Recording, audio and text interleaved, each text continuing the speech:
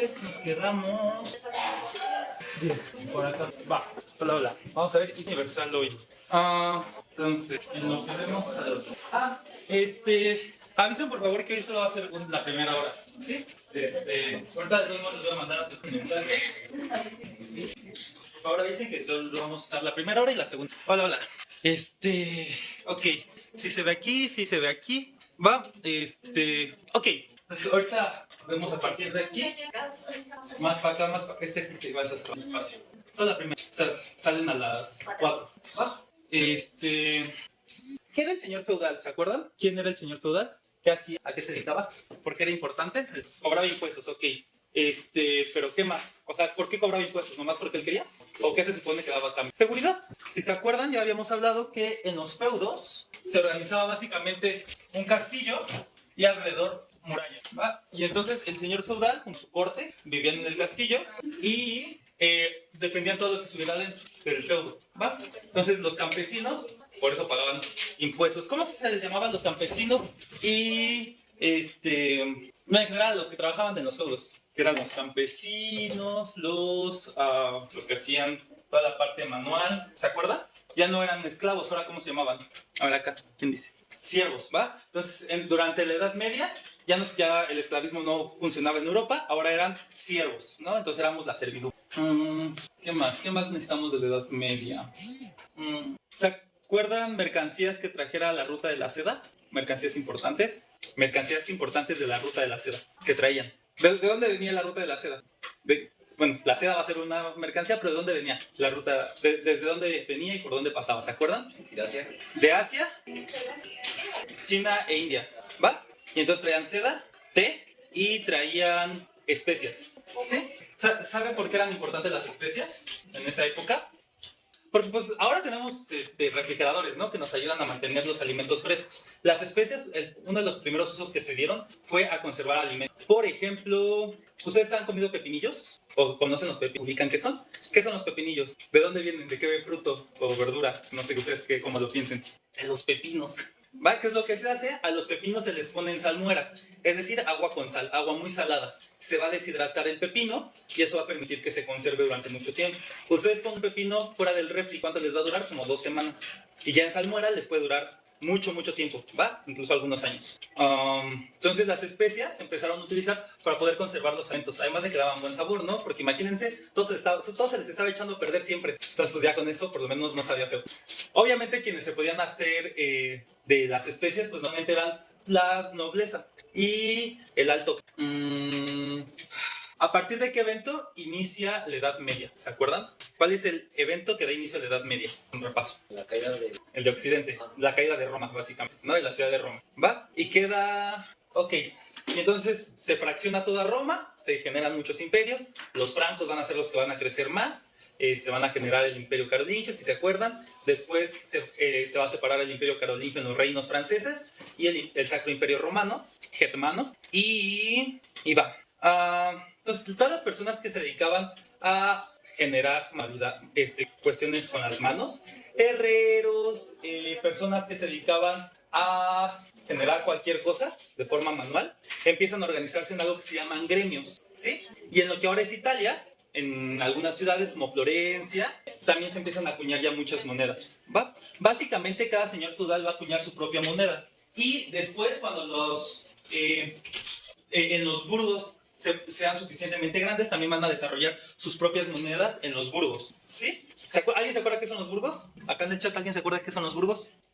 No, en ese momento no, o no aún. Ok, justo las personas, los siervos, algunos empiezan a generar suficientes recursos, sobre todo los que se dedicaban como a la parte de comercio, y algunos gremios empiezan a crecer lo suficiente como para ya no necesitar la protección del señor feudal. Y entonces generan sus ciudades fueras, y ellos se pueden proteger, y a estas ciudades les van a llamar burgos. Sí hay cierta dependencia del señor feudal, pero ya no la misma. Y entonces, poco a poco a las personas que viven en los burgos se les van a llamar burgueses. Sí, eventualmente va a ser la burguesía. Entonces va a empezar a surgir la burguesía. Y, por ejemplo, estas son monedas de Florencia, en lo que ahora es Italia. ¿Va?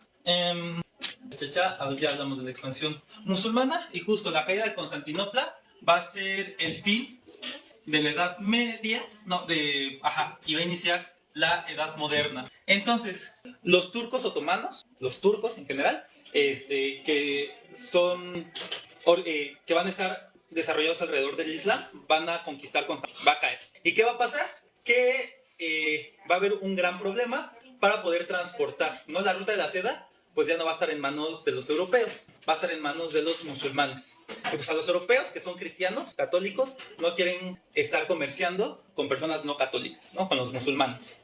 Y entonces, ¿qué va a pasar? Van a buscar nuevas formas de comercio. Van a haber dos rutas principales. La primera es salir de la península ibérica, ¿vale? La primera va a ser salir de la península ibérica, de lo que ahora es España y Portugal. Van a salir, van a viajar por toda África para poder llegar a la India, ¿sí? Esta forma de cómo ellos van a viajar se llama cabotaje, que significa que siempre están tratando de ver la costa. Ya les había dicho que no eran tan buenos marineros y entonces no se querían alejar mucho de la costa porque en cualquier momento las tormentas se lo llevaban, ¿va? ¿Quiénes son los que principalmente van a hacer esto? Van a ser los portugueses, el reino de Portugal. Paréntesis. ¿Se acuerdan de los reyes que les había dicho que en España los reinos hispanos se van a unir, ¿no? Los reinos de Castilla y Aragón son los más importantes y van a tener también comunicación con el reino de Portugal. Y entonces en algún momento toda la península ibérica se va a unir bajo el reino español, ¿sí? Entonces Portugal va a hacer esto. ¿Y qué van a hacer los españoles? Pues van a tratar de darle la vuelta al mundo y se van a encontrar con América, que va a ser el golpe de suerte más grande que van a tener, encontrar América. En Italia, en Roma, está el Papa. Y entonces el Papa les va a decir a los hispanos, o sea, al reino de España y al reino de Portugal, que está bien conquistar, ¿va? Que no hay ningún problema. Y entonces que conquisten todo lo que puedan. ¿Por qué? Porque a la iglesia también le va a convenir tener más espacio, ¿no? La iglesia católica. Porque eso les da más poder. Recuerden que la iglesia católica era muy poderosa durante toda la Edad Media. Y va a seguir siendo poderosa también durante la Edad Moderna, durante mucho tiempo. Entonces, va a ser un navegador genovés de Italia que vaya a decirle a los reyes católicos de España, Felipe de Aragón, Felipe de Castilla y a Isabela de Aragón, ¿no? Los reyes católicos, que por qué no hacen un viaje alrededor, rodeando, y lo que va a pasar es que se van a encontrar con América. ¿Qué está pasando en Europa? El Renacimiento en esa época. El Renacimiento tiene muchas visiones. Entre ellas, lo del Renacimiento van a ser que se va a desarrollar el humanismo y para desarrollarse van a utilizar algo que se llaman mecenas. Los mecenas, si puedo hacer un poquito más grande, los mecenas van a ser burgueses, reyes y los papas, que van a empezar a darle dinero a las personas que se dedican al arte y a la investigación. La única forma de poder desarrollar arte e investigación va a ser a partir de los mecenas. Los mecenas más importantes van a estar en Florencia, Italia. Va la familia de los Medici. Ellos van a ser de los mecenas más importantes, los Medici. Y ellos van a empezar a desarrollar entonces muchas cosas. Dentro de la filosofía se va a desarrollar el humanismo, ¿no? Durante toda la Edad Media, al hombre lo entendíamos a partir de Dios, como una creación divina. Y que Dios nos había puesto como el ser vivo para gobernar al mundo, ¿va? Y toda nuestra explicación necesitaba forzosamente de Dios. Durante el humanismo, las visiones empiezan a separarse de la teología, de la visión de Dios. Y van a poner al centro al hombre. ¿En qué sentido? Lo van a poner desde en cuestiones de arte. Ya los hombres vamos a ser relevantes en el arte. Todo el arte de la Edad Media siempre está basado en los dioses. Y entonces también se va a estudiar al humano. Van a empezar a generarse las primeras ideas filosóficas, para empezar, y poco a poco se van a ir desarrollando algunas ciencias más adelante para estudiar al humano, al hombre, el cómo somos, cómo convivimos. El humanismo va a dar pie a una parte muy importante durante la Edad Moderna. Ejemplo del humanismo en la ciencia va a ser Copérnico con su visión geocéntrica, es decir, heliocéntrica, que va a ser algo muy importante dentro del humanismo porque nosotros éramos el centro del universo porque éramos la creación importante de Dios. Copérnico va a decir que no, que nosotros damos vuelta alrededor de la Tierra, entonces le quita la importancia a esta creación, ¿no? Dice, pues somos como algo más del universo. A esta visión de quitar poco a poco del centro algunas cosas, eventualmente se van a llamar giros copernicanos. Y entonces siempre que decimos que el humano no es tan importante como realmente creíamos, eso va a ser un giro copernicano. Durante la historia de la filosofía e historia de la ciencia ha habido varios. El primero es el heliocentrismo. El segundo es darnos cuenta que el sistema solar tampoco era importante, que éramos una estrella más en la galaxia, y después darnos que nuestra galaxia tampoco era importante, que era algo más en el universo, ¿va? Y si nos ponemos ya muy exquisitos, pues también el pensar que hay muchos universos también es quitarnos importancia a nuestro universo, ¿va? Entonces eso se le va a llamar giros copernicanos. Vamos a tener a Galileo Galilei, que también ya va a empezar a decir que la Tierra no es estática, sino que va a estar moviendo alrededor del Sol. Y a Johannes Kepler, que va a dar las 3 leyes de Kepler del movimiento de los planetas. Entonces, estas 3 personas van a ser muy importantes. De hecho, a Galileo Galilei se le va a hacer un juicio a la Inquisición para que se retracte de decir que el planeta se mueve, que era uno más del sistema. Y se va a retractar, va a decir, está bien, yo todo lo que dije es mentira, pero al final va a decir, y sin embargo se mueve, ¿no? Como diciendo, sí, yo ya no, o sea, yo puedo decir lo que sea, pero eso no va a cambiar el hecho de lo que está pasando. Entonces esto ya van a empezar un poquito a ciertas visiones religiosas. Durante el arte, les digo, va a empezar a haber ya importancia en los hombres, ya no todo tiene que ver forzosamente con Dios. Tenemos a Leonardo da Vinci, que va a pintar la Mona Lisa, por ejemplo. También tiene algunas, ¿cómo se llaman? Algunas pinturas religiosas, como es la Última Cena, por ejemplo. Y Leonardo da Vinci justamente es un italiano que va a ser pagado por los Medici. Dicen que Leonardo da Vinci era medio, y entonces tardaba mucho en entregar las cosas. Tenemos a Rafael, por ejemplo, con el Miguel Ángel. A Miguel Ángel con el David, perdón. Y también, por ejemplo, Miguel Ángel va a estar en pintar la Capilla Sixtina, que es el techo del Vaticano, ¿va? En Inglaterra, por ejemplo, vamos a tener a William Shakespeare con todas sus obras de teatro que van a estar hablando ya de cosas mundanas, personas. Y en España, por ejemplo, se va a estar desarrollando el Quijote, Hidalgo. ¿Alguien sabe quién escribió el Quijote? El Manco de Lepanto, Miguel de Cervantes Saavedra. Que va a hablar de este señor, un hidalgo, una persona de dinero, que se la pasa leyendo libros de los grandes, de los caballeros de la Edad Media. Y dice que de tanto leer se le seca el cerebro, que es algo bien interesante porque sí sabemos que sí tiene que ver con, conforme vamos envejeciendo y volviéndonos locos, el cerebro sí se va a secar, ¿no? Algo interesante que no se sabía en ese momento, pero se dijo. Y entonces él se va a sentir que siempre está salvando a las personas de monstruos, ¿no? Porque él es un caballero y cosas así. El pasaje más conocido es cuando se pone a pelear con los molinos, pensando que eran gigantes. Se va a enamorar de una mujer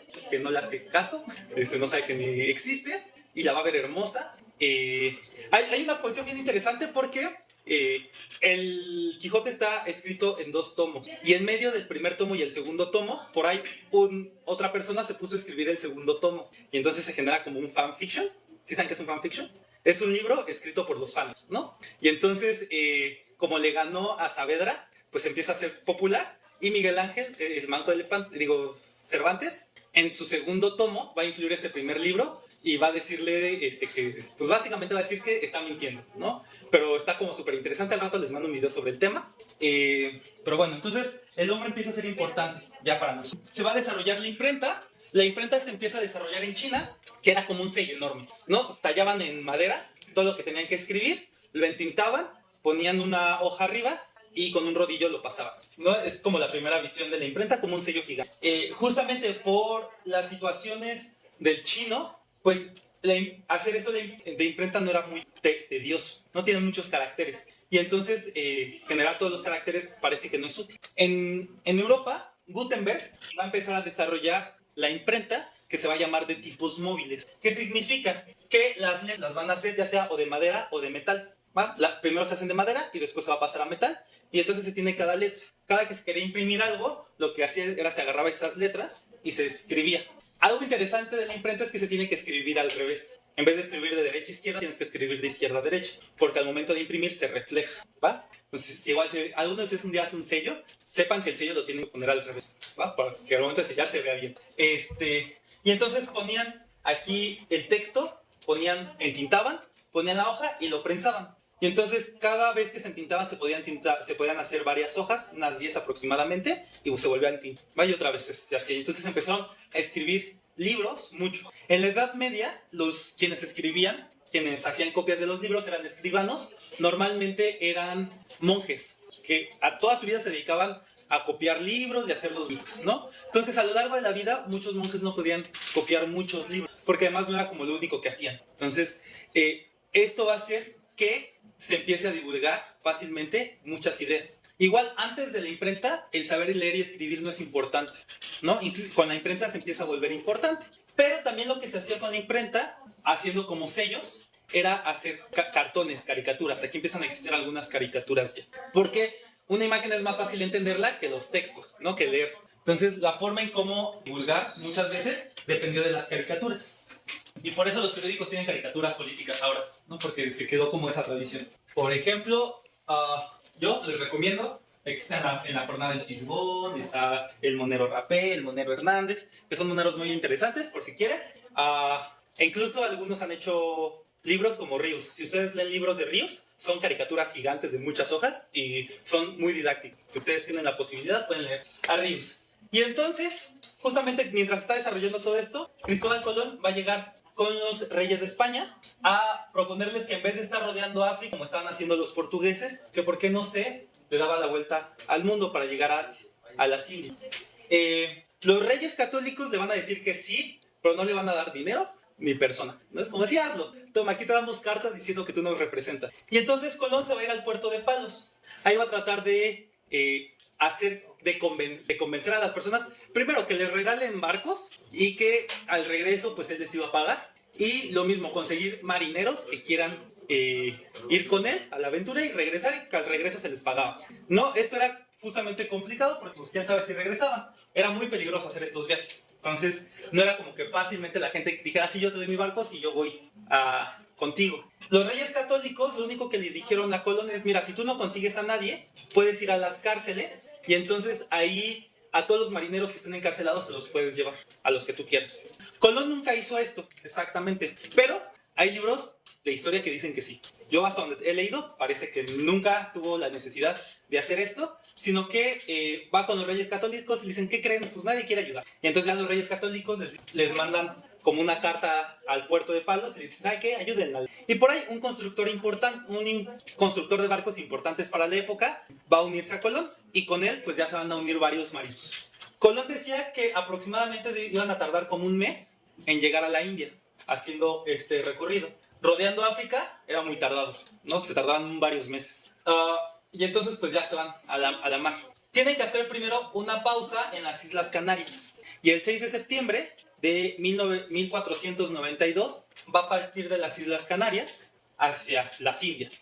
Los marineros, al darse cuenta que poco a poco se les van a ir acabando los alimentos, le hacen un motín a Colón y le dicen, no, pues ya vámonos a regresar porque si no, nos vamos a morir de hambre. Y Colón les pidió algunos días más. Y el 12 de octubre de 1492 van a encontrar a la isla que le van a llamar San Salvador. De ahí van a seguir viajando. Aquí van a encontrar a unas personas que se llaman taínos, a un pueblo indígena. Y Colón, justo ya cuando sale de la isla de San Salvador, va a notar que probablemente se puede esclavizar a los taínos. Van a bajar a lo que ahora es Cuba, le van a poner como nombre la isla de Juana, y después van a ir a lo que ahora es El Salvador y Haití, y le van a poner la isla La Española. Ahí una de sus carabelas va al llegar a esa isla. ¿Alguien se acuerda de los nombres de las carabelas de Cristóbal Colón? Son 3, sí se lo saben. ¿Cuáles son? La Niña, la Pinta y la Santa María. La Santa María era la carabela más grande de las 3. Y esa va a ser la que va a chocar justo al llegar a la isla de La Española. Con la madera van a hacer un fuerte, que se va a llamar el Fuerte de Navidad. Va a ser el primer asentamiento español en América. Y va a dejar soldados ahí para tratar de defender el fuerte. Y va a regresar a España a decirles, ¿saben qué? Ya encontramos, sí lo pudimos hacer, este camino.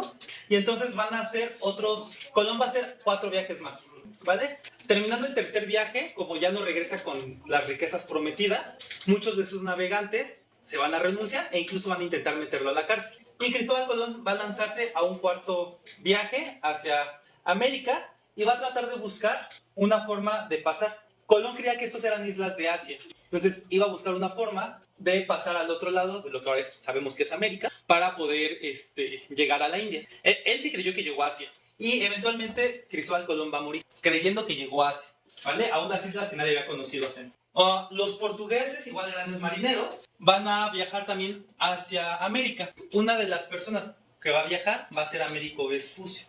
Américo Vespucio va a viajar, va a hacer exploraciones, primero va a llegar a lo que ahora es Brasil, hasta donde queda Brasil, va a regresar y les va a decir a los reyes portugueses, ¿qué creen? Creo que no es Asia, parece que es otra cosa, pero Asia no. Las plantas y los animales que estoy viendo en estos lugares no los tenemos registrados nosotros. Entonces empieza a decirles, parece que es otro lugar.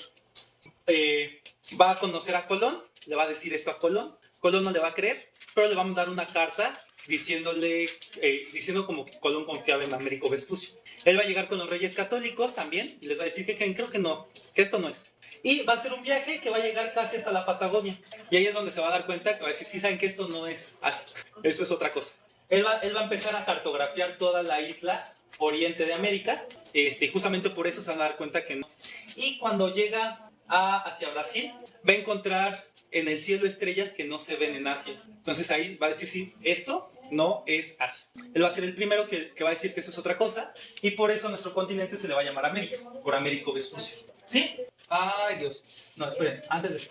En Europa va a empezar a desarrollar... no, sí, el absolutismo. Vamos a empezar con los absolutismos. Sí, está bien. Seguimos en la Edad Media, en la Edad Moderna, y se van a empezar a generar absolutismos. ¿Qué significan los absolutismos? Cuando cae el Imperio Romano, se quedaron muchos pueblos separados. Poco a poco se van a unir, más a fuerza que de ganas. Y entonces los reyes van a tomar una visión de mano dura. Y entonces ellos van a hacer todos, van a cobrar impuestos, van a hacer leyes. Lo único que no se van a hacer es la parte religiosa, ¿no? Pero se van a unir a la iglesia con eso. Pero básicamente los reyes absolutos van a hacer toda la administración. Se van a dedicar a hacer eso. En nuestro caso, más adelante vamos a ver un poquito de ellos. La corona española, ¿va? Justamente, quienes van a encontrar América van a ser los reyes católicos, Fernando II e Isabel I.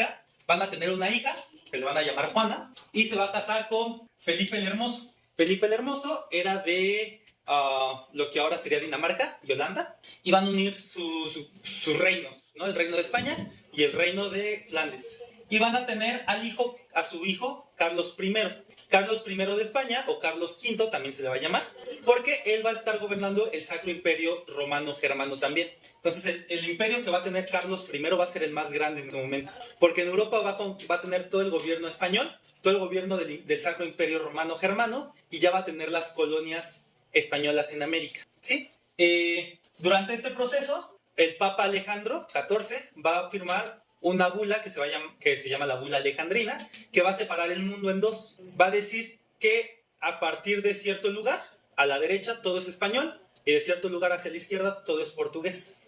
Carlos I va a renegociar esa bula papal, y entonces le va a permitir a los portugueses tener lo que ahora es Brasil. Y entonces por eso también hay portugueses en América. Pero básicamente los portugueses se van a dedicar a conquistar África. No mucho, pero sí van a conquistar mucha costa de África. Y a partir de aquí, como no quieren perder el poder español de ese imperio tan grande, con Carlos I o Carlos V, es el mismo de los chocolates, sí viene de ahí.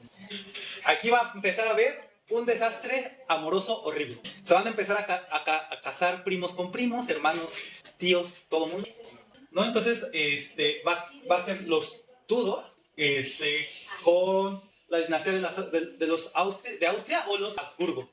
No sé si les suena el nombre de los Habsburgo, ¿no? Después vamos a tener un emperador en México. Y justamente, como se empiezan a casar primos, hermanos, tíos, todos, entre ellos, el último rey de esta dinastía va a ser Carlos II. Carlos II, que también se le va a llamar el hechizado, ¿no? Esta persona ya va a salir con tantas deformidades que va a morir sin dejar hijo. Y entonces, como Carlos I tenía que ver con el Imperio Romano, el Sacro Imperio Germano, ¿qué hizo? Parte del reino español se lo deja a su hijo y el reino germano se lo deja a su hermano. Entonces, por la familia de su hermano, van a generarse la nueva dinastía que se van a llamar los Borbones. ¿Va? Ese es como el chisme español. No va a ser los únicos absolutistas. También va a haber en Francia, va a haber en Rusia, y entonces van a empezar a generarse estados muy grandes. ¿Sí? Durante esta época, entre que los reyes absolutistas van a empezar a unir todos sus espacios en Inglaterra, Francia, España, Rusia y Prusia, que son todos estos pueblos que ahora conocemos, Dinamarca y Alemania, van a empezar. Al mismo tiempo, justamente como el hombre ya empieza a ser importante, empieza a haber ciertas visiones sobre el estudio del hombre, que es lo que vamos a llamar la ilustración y se van a generar los filósofos ilustrados. El primer filósofo ilustrado va a ser Hobbes. Hobbes va a escribir un libro que se llama El Leviatán. Y justamente Hobbes va a estar en un momento donde, como está todo el caos de que ningún rey se pone de acuerdo con sus gobernantes, él va a decir que el absolutismo es importante, es necesario. Él va a creer que el hombre es malo por naturaleza, Hobbes, y que necesita al gobierno, al Estado, para, en este caso a los reyes, para que nos comportemos bien. Va a haber muchas discusiones con Hobbes. Por ejemplo, si el hombre es malo, ¿por qué un rey va a ser bueno? Pues también es malo. Entonces, ¿por qué el rey va a hacer que nosotros nos comportemos bien? Entonces, el libro importante de Hobbes va a ser El Leviatán, que es un monstruo bíblico. El Leviatán, un pez enorme. Y entonces él va a decir que el Estado tiene que ser como el Leviatán, un monstruo. El siguiente que vamos a ver, filósofo importante, va a ser Locke. John Locke. Él va a escribir el libro que se llama El Contrato Social. Y él va a decir que nuestras sociedades de alguna forma tienen un contrato, ¿va? Que nosotros hacemos un contrato con los gobernantes, que nosotros nos dejamos gobernar a cambio de que ellos básicamente hagan lo mejor para nosotros. Que si nosotros creemos que ellos no nos están gobernando bien, nosotros tenemos todo el derecho de quitarlos, ¿va? E incluso Locke va a decir que si una ley es injusta, nosotros tenemos todo el derecho de no respetarlo, sino de agredirlo, ¿va? Montesquieu, ¿es esta, señor? Ajá. Pues Montesquieu ya va a ver todo el problema del absolutismo y de cómo los reyes absolutos eran muy déspotas, ¿no? Entonces, él va a pensar en que necesitamos separar al gobierno. Y Montesquieu va a proponer que los gobiernos se tengan que separar en tres ejes. En el eje legislativo, los que hagan las leyes. En el eje judicial, que va a ser quien va a hacer que se respeten las leyes. Y en el ejecutivo, que va a poner en marcha las leyes. Pues nosotros usamos la visión de Montesquieu en nuestro estado, ¿va? La separación de los poderes, y que la idea también de estos poderes es que de alguna forma se tienen que limitar entre ellos, ¿va? Que el legislativo, el judicial y el ejecutivo, entre ellos se van a pelear por el poder y entonces ninguno va a ser suficientemente fuerte. Esa es la visión de Montesquieu. Vamos a tener a Rousseau. No es cierto. Esperen, los voy a... Sí es cierto, perdón. Este no escribió el Estado Social, el contrato social. Ahorita les digo que hizo Locke. Rousseau es el que escribe el contrato social. Lo que dice John Locke, va a estudiar al hombre y va a pensar que el hombre es bueno por naturaleza y es el Estado el que lo corrompe. Entonces John Locke va a pensar en que el Estado de alguna forma lo tenemos que limitar. ¿Cómo lo limitamos? ¿Va? Y vamos a tener a Voltaire al final. Él va a defender mucho la libertad de expresión de Pavo. Entonces, estas personas van a desarrollar lo que vamos a llamar el pensamiento ilustrado, ¿sí? Por lo menos en la cuestión de la filosofía política. Si se dan cuenta, nosotros, la forma de gobierno tiene que ver con estos filósofos mucho, ¿no? La libertad de expresión, la visión del contrato social. De hecho, por eso pagamos impuestos, porque en teoría tenemos un contrato que nadie firmó, es cierto, pero que básicamente toda nuestra educación se dedica a aceptar este contrato social, ¿vale? Y a comportarnos conforme a eso. ¿Y qué va a pasar con estas personas? Sobre todo ellos dos. Más adelante van a ser revolucionarios franceses, eventualmente. Todavía no llegamos a eso. Y Voltaire, por ejemplo, dentro de sus frases célebres dice: yo no estoy de acuerdo con lo que dices, pero voy a dar mi vida para defender el que tú puedas decir. Entonces, para Voltaire, el poder expresarnos libremente va a ser muy importante. En el pensamiento económico se va a estar desarrollando un pensamiento también con ideas de libertad, entre muchas comillas. ¿Va? La economía ilustrada va a empezar a desarrollar el capitalismo con el nombre de liberalismo.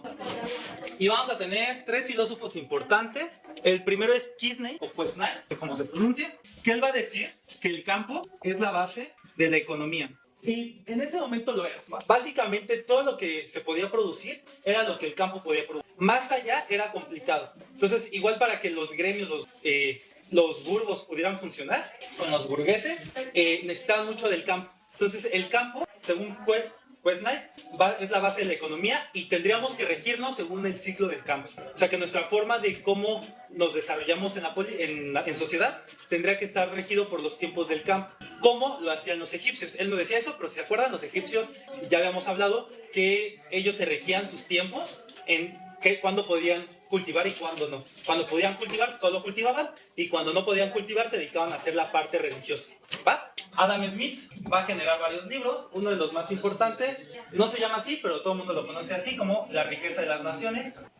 Y él va a defender que el mercado, la economía, se va a basar por los intereses individuales de las personas. Que uno no vende algo por el bienestar del otro, sino que vende algo por el bienestar propio. Y que entonces la economía y la forma de actuar de las personas iba a ser dirigida por algo que él llamó la mano invisible de la economía, o la mano invisible del capitalismo. Adam Smith.